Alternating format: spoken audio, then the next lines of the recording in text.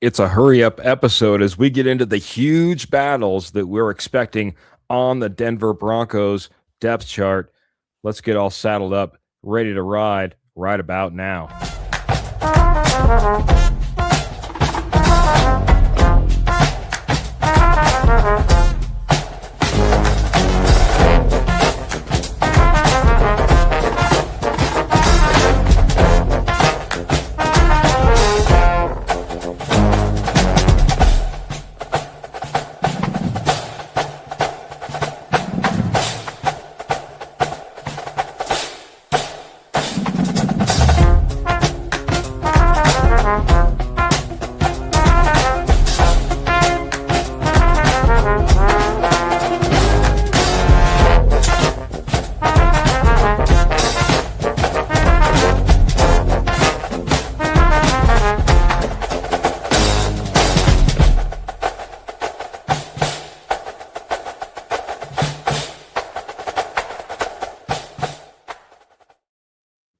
Welcome in, everybody, to the Denver Bronco Roundup podcast. We missed you. We missed you yesterday, and so we came back. Well, we missed you Saturday, I guess it was. So we're coming back at you, man. We didn't want to leave you hanging. Here we are. I'm Keith Brugman, one of the horsemen, taking you on a ride this evening, man. But got to give it up to the guy right next to me, man, Mr. Jody, the Judge Moncrief. Jody, we're going to do this quick hitter style, man. It's going to be pretty fun, pretty fast. But thanks so much, man, for joining and really pioneering this topic, man. Yeah. Sorry we had to miss Saturday, but here we are. Happy Memorial Day to everyone and to all the veterans that served, and should be a fun show. So let's dive into these battles. Yeah, absolutely. You guys can see it listed up above, but we're going to do this. Like I said, we're going to try to make this one of the fastest Denver Bronco Roundup podcasts you have ever seen. I know that sounds crazy. We're going to keep it try to keep it under 20, 25 minutes. That means we better break right into the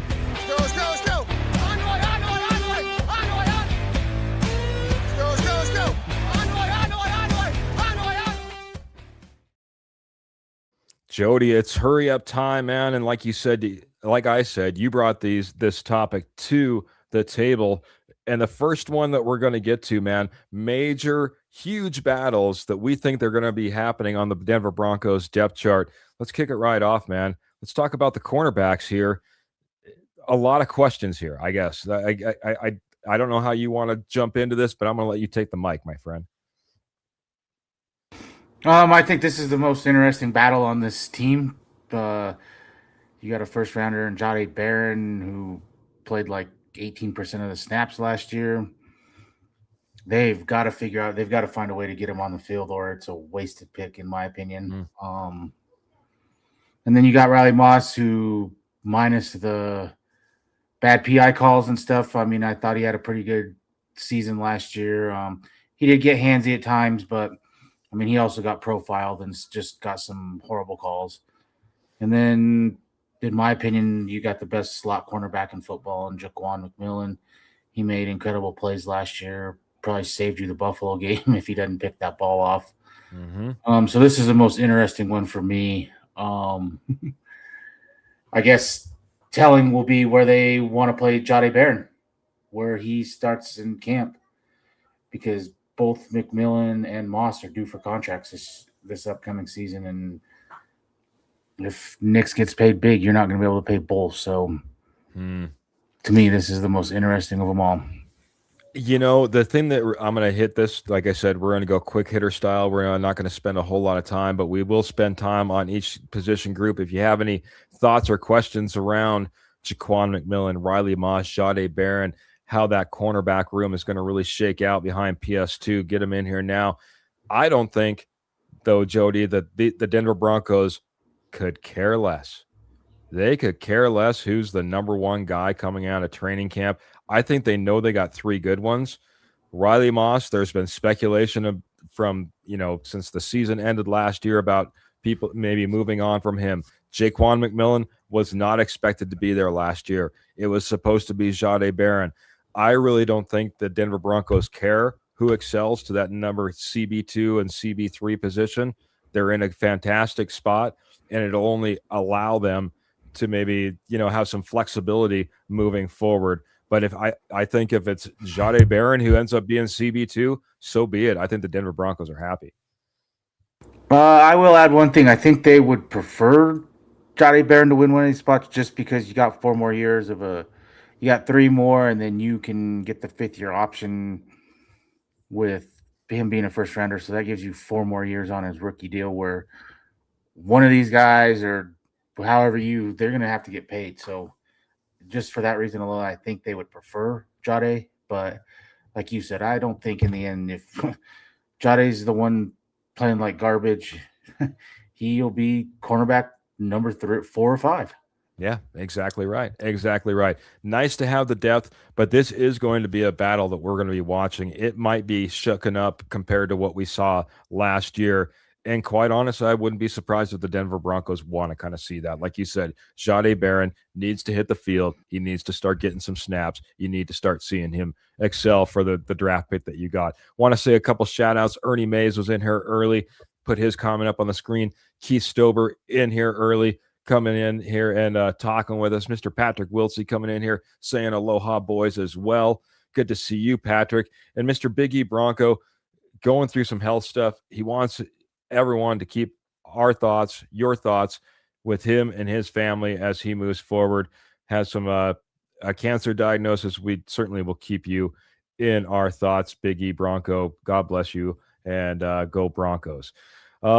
Let's go right on, man. We said we're going to keep this moving right along. This next one I have no JFM, and that Hey, leaves can I ask a question real quick before we move on? Go right ahead, my friend. We should do this at the end of everyone. What 3 corners do you think will start this year? And I guess I'll go first. Obviously, Pat Surtain is your number 1 and the best corner in football. Oh, I think I'm going to go Jahdae Barron pushes Riley Moss, and they might split time there, but I think Jahdae Barron starts picking up snaps there, and then they leave Jaquan where he is. I mean, if he has another season like he did, you can't move on from him, in my opinion. But what's your thoughts? I'll go very similar. Obviously, PS2 is the lock, but I'm going to go Riley Moss and Jahdae Barron. And I'm going to say Jahdae Barron starts pushing for Jaquan McMillan and his snaps at that point. I know McMillan did fantastic at the slot, but I don't think that Barron has really gotten his opportunity and the looks there. You judge him, I guess, is what I'm getting at. So I could see him taking over. So that's going to be my 3. But you're right, man. It's going to be a fantastic battle among these guys. Got our good friend Phil McLaughlin coming in. Good evening, Keith and Judge. Happy Memorial Day. Hope everyone had a safe and happy day, man. Yes, you as well, Phil, and thank you to all the veterans who gave your lives so that we're here today. We appreciate you all so very much. So, boy, like I said, man, moving right along. We want to keep this rapid fire, man. No JFM. We still got to start talking about this defensive line, my friend. A lot of questions here. How do you make up for 7.5 sacks that JFM gave this team last year? It's going to be up to the guys that we have on the screen right here. Where do you want to start, my friend? But I think 2 guys. I think your 2 third-round picks from last year, or from the last 2 years, Savion Jones and Tyler Odiedom. I think that's who's going to battle there. I think Roach could battle, but I think he's still going to play that, come in off the bench. They can move him inside. They can move him outside. And like I've said before, he had, from when he came back from the short-term pub, he had more snaps than JFM from that point on till the end of the season. So he's going to get snaps. But I think that's the battle, Odiedom and Savion Jones. Yeah, and you didn't list Savion Jones, and I forgot to put him on this little slide here because that's another guy that we need to talk about, obviously. Savion Jones, Q Robinson, a couple of guys from last year, but now you add Tyler Onyedem in here. And I think you're absolutely right. Now, I got to be honest, man. I like what Tyler Onyedem has shown in college.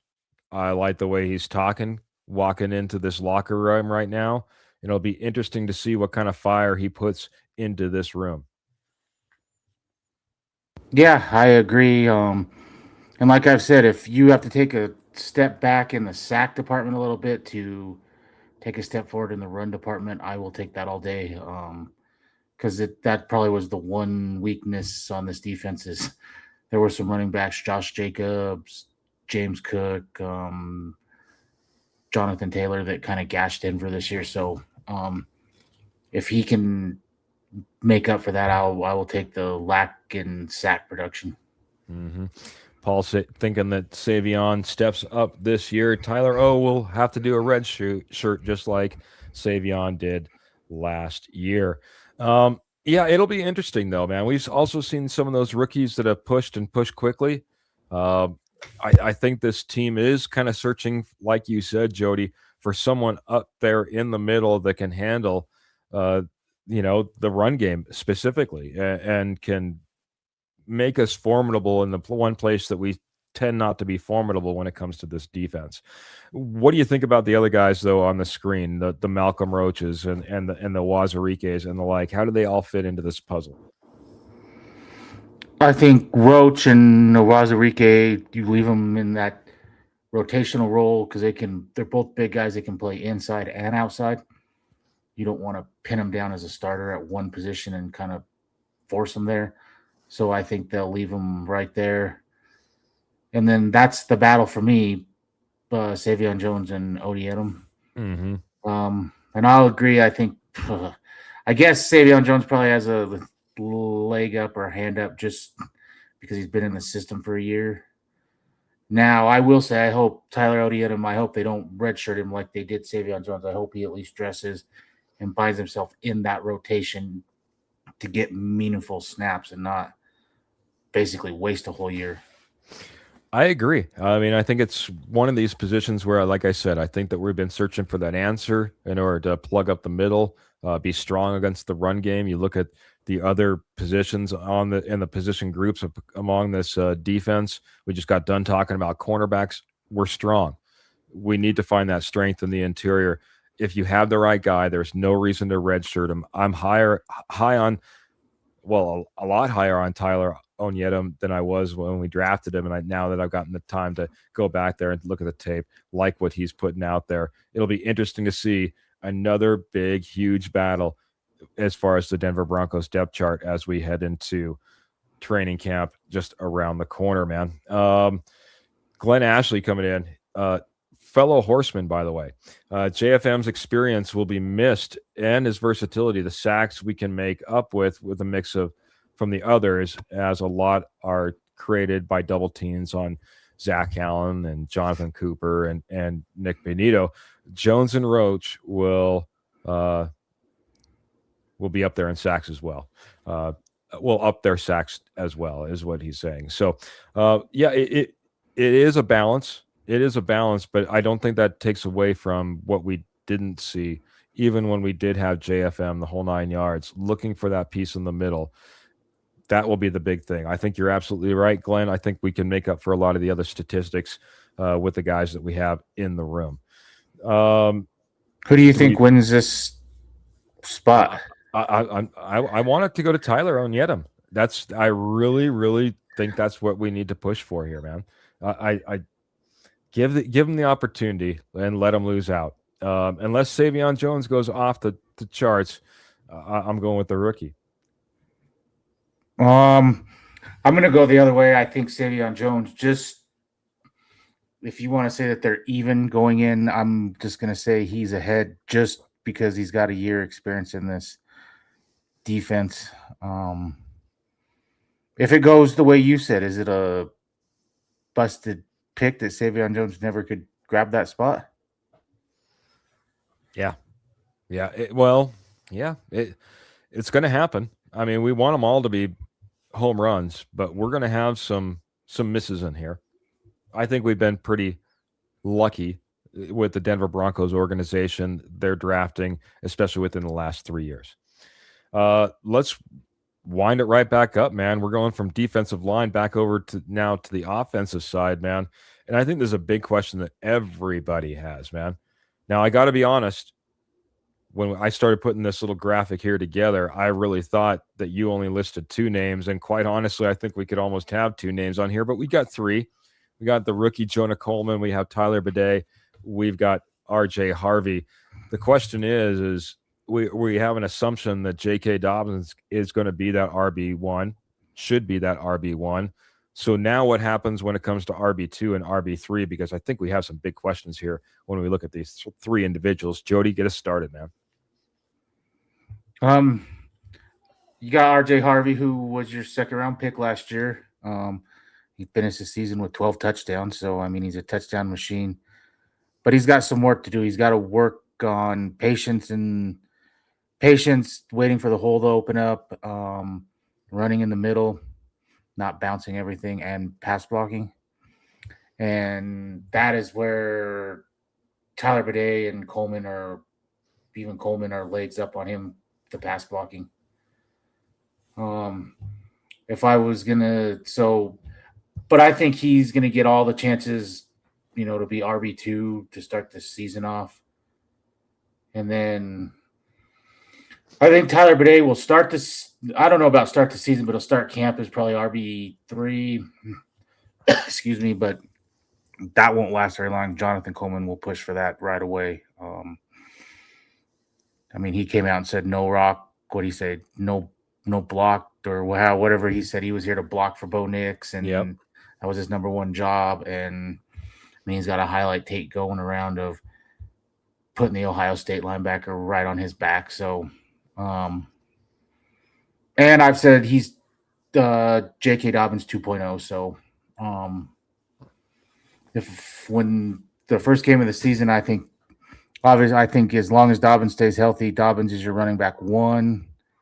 He may not get as many carries like he did last year. Harvey, your running back 2, Coleman, running back 3, and he's going to be pushing for running back 2 very, very quickly. So I'm going to agree. And Glenn writes paragraphs from Australia when he chimes in. But I tend to agree with Glenn here. Glenn, I appreciate all your input on here. I just have a hard time with Tyler Bidet. I almost left him off the slide. That was the guy that almost got left off here. And like I said, I have a lot of agreements with what Glenn's saying here. The running back room will be interesting. I think we would go with Dobbins, Coleman, Harvey, and then McLaughlin. Bidet will be missing out. I would be giving Coleman, Dobbins blocking snaps to learn the offensive protection, offense, and protect Dobbins. Harvey can be that joker. Third downs and red zone. And that's how I see it, man. I think whether it be Tyler Bidet, whether it be Jaleel McLaughlin, those are the 2 guys on the outside looking in. And when it comes to RB1 and RB2, RB2, now we're looking Jonah Coleman, RJ Harvey. And out the gate, you nailed it, man. And Glenn nailed it. The blocking is so much better by Jonah Coleman as it sits today that I don't know how you can put RJ Harvey in that position. Fantastic. He's got wiggle. He can catch the ball. Like you said, he's an end zone fiend. But when it comes to blocking, something that we've been asking for from the running back, that's one of the things that you get in Jonah Coleman right off the bat. He's an absolute bowling ball. As Patrick's saying, can't wait to see Jonah Coleman be toting the rock. If I have to go, and I'll go first here, like I just kind of named it out, man. Like I said, it's J.K. Dobbins. By the end of the year, it's Jonah Coleman, but it'll be R.J. Harvey to start. And those are my 3. I agree. The only reason I really put Bidet is for some reason Sean Payton has a love affair with him. I mean, you get hurt like in game 3 last year or 2 years ago, and you don't play all season. And then you just come in and you dress over a guy that's been your running back 1 or 2 all season and estimate. It made no sense. And then he kept him over Jaleel. So, but I agree. Those are your 3. And at some point, whether it's this year or next year, Jonathan Coleman will be your starting running back. Yeah, Yeah, I could see him elevating to that position as well, man. We've done it, man. We're at like a breakneck speed for a Denver Bronco Roundup podcast, man. We're on to the fourth and final big, huge battle that we're expecting here on the Denver Broncos depth chart. By the way, Martin's coming in and saying the goal should be that J.K. Dobbins is RB1, Coleman RB 1B as soon as possible. RJ will have the receiving role no matter what or when. So that being said, man, I think a lot of us are in agreement when it comes to running backs. Let's see how we do when it comes to Let me wide add one receiver. other thing real quick on RJ Harvey. He Sure. is elite pass catcher out of the backfield, and I don't want to underestimate that. And Agree. that's where he's going to get I think, a lot of snaps on this field, especially if this offense goes a little more up tempo and 4 and 5 wides. You can have him come out of the backfield, and he's a massive mismatch on linebackers. Thinking like Deuce McAllister if I had to go back in the day, man. Think about him being utilized kind of like a Deuce McAllister. He kind of reminds me, if you watch out of the backfield, a little bit of Alvin Kamara, how he catches the ball. He's that type of, I agree. or like a Darren Sproles. Yes, or a Sproles as well. Wide receiver 3, though, man, that is going to be a big question, man. When it comes to now having Cortland Sutton as a wide receiver 1 and or 2, and Jalen Waddle fill in that other role, it becomes really, where do we line up these wide receivers? You got Troy Franklin, you got Pat Bryant, you got Marvin Mims. They all have legitimate claims on why they should be here, man. But let's try to figure this out, man. Who ends up being wide receiver 3 on this roster? Cool. This might be the next. This might even be the hardest one on this roster. Troy Agreed. Franklin probably was your wide receiver 2 last year. He started off red hot. It kind of fell off as the season went down, but he was still productive all year. Got to figure out the drops. Marvin Mims, the guy just catches the football when it comes his way. I haven't seen him drop passes, but I don't know why he is unable to see the field. I don't know. I don't know if running the route tree is a real thing or not. That I've heard that. I don't know if that's real or not.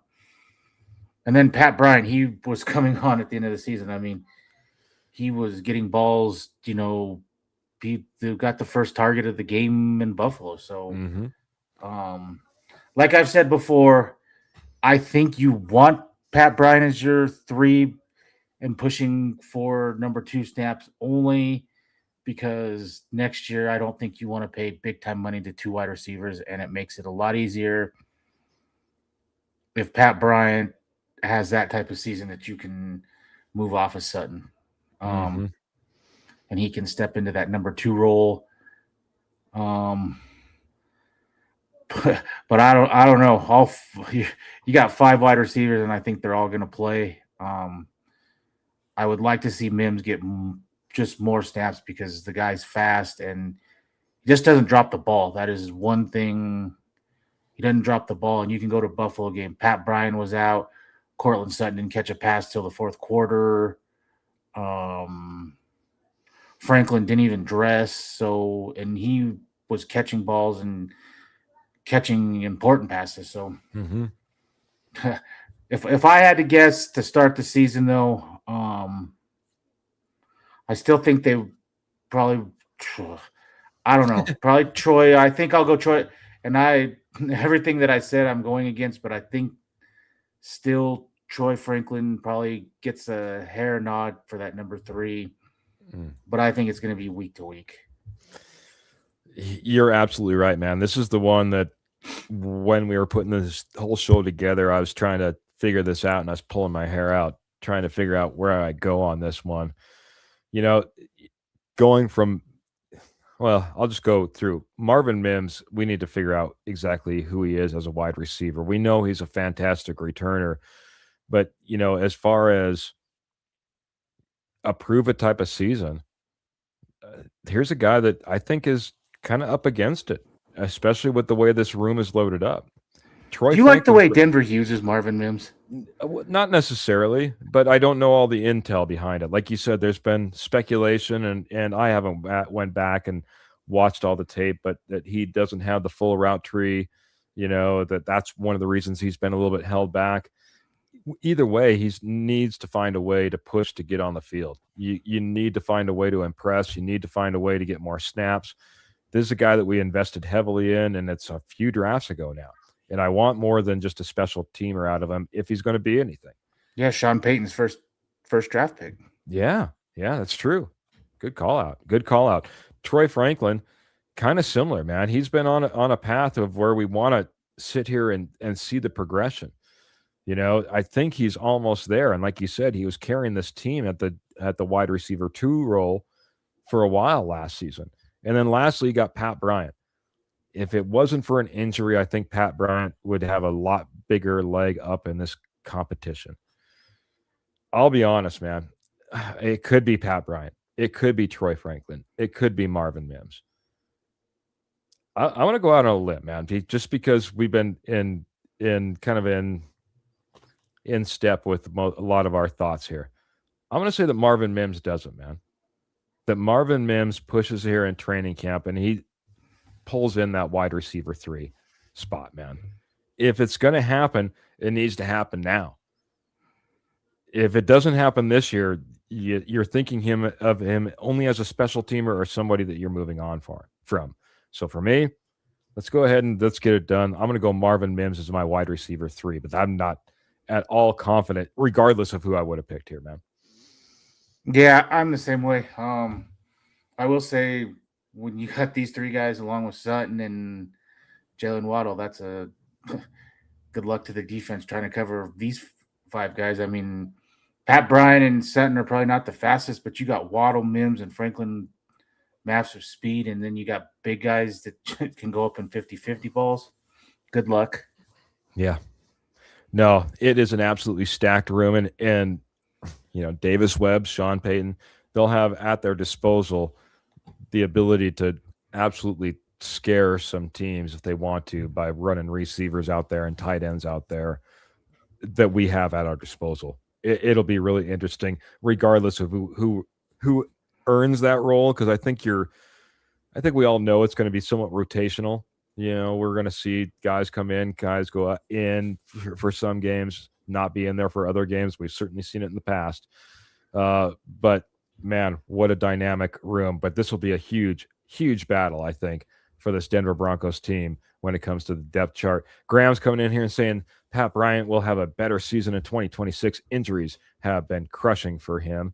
Absolutely agree. Also, Patrick, good to see you as well. Glad that you're able to join us, and talk to you again very soon. Who we got here? Oh, it's Glenn. It's got a paragraph. I think we play Mims in the slot. Bryant backs up Sutton. Franklin backs up Waddle, and the room thrives. Mims is a clutch pair of hands. Bryant is the future. Robin to Waddle. It's really going to be pick your poison for the defenses. I love it, Glenn, and a lot of what we just end up talking about as far as what are you going to do if you're a defense. Last one that I see here real quick. Isn't it great? We got so much talent. We don't know who will start. Great problem to have. It's also a great problem to have when Phil's in here dropping 100 stars. Phil, thanks for the comment. Thanks for the stars, man. Appreciate you very much. Phil's always supporting the show and always has good takes, and I think you're again, just another reiteration of that point, Jody. We are loaded. It'll be a tough decision, but at the same time, what a room to have for the Denver Broncos. Yeah, I agree. I'm excited for this. I think this is the year with a new play caller. Mims finally gets a real chance, and I'm excited for that. So, but it's going to be a battle, and I'm ready to see it. I agree, my friend. I agree. I'm going to see if I can get these graphics to work out in my favor. But last time I did this, I ended up doing crazy stuff like this. So just give me a second here, my friend, and I'll get this all sorted if I can. So I don't want to be solo. Jody, come back in some regard. At least I got you here. Oh, and then he leaves on me. Jody, we're going to end up doing it like this because my my whole system is playing games on me right now. So we'll play with it this way, man. Final thoughts, man. Great topic, man. Some huge battles. Dang. Can't wait to see this play out, but I want your final thoughts before we get out of here. All these battles I think are going to be good. I think all the guys we listed are going to make the 53, and they're going to be in the rotation, which makes this team, scary because you got depth at every position. So I'm excited to see where this goes. Hopefully, Bo can come back from the ankle, and he's got weapons now. He's got weapons all over the field. Drafted 2 tight ends. I mean, he's got stuff all over the field. So I'm excited. Ready for football to start. And then last shout out to Kenny and Kurt's Knicks on to the NBA Finals. And too bad the Avs couldn't pull it off last night. I think they're done now, down 0-3. So Denver, you're the next hope because the Rockies, you're close to on pace for 100 losses again. So Denver, can football get here? Can football get here any sooner? We would certainly like to have it, man. Certainly like having a fantastic, quick conversation, man. We went on the hurry up this evening, man. Graham saying 1 more hour. I just got here. Ha ha ha. Wish we could, man, but we are going to try to jump in here. Maybe get a few more of these quick episodes in. We went over cornerbacks. We went over that defensive line. We went over RB2, RB3. We went over that wide receiver 3 position, man. Some huge battles that we're expecting in the weeks forward as we move into training camp, and a great place to be for the Denver Broncos, man. Thank you to everybody being in the comments, being a part of the conversation. If you have any position battles that you think we missed out on, please drop them in the comments. We'd like to get to them maybe on a future episode. Thank you to our star givers, especially Phil, since he told me that that's what he did, and I'll try to get some appreciation into any of the other comments or star givers if I happen to miss out after the episode. Jody, any last thoughts? Are we ready? Just ready for football season to get here. So let's my last thought. Do it, huh? Let's do it. Let's do it, man. Well, thanks everybody for joining us on this Memorial Day and Memorial Day weekend. Can't wait to see you on the next episode, but we're going to get out of here like we always do. Boots in the stirrups, guns in the holsters, and of course the Denver Broncos in your heart. Until next episode, we're out of here. Have a great night, everybody.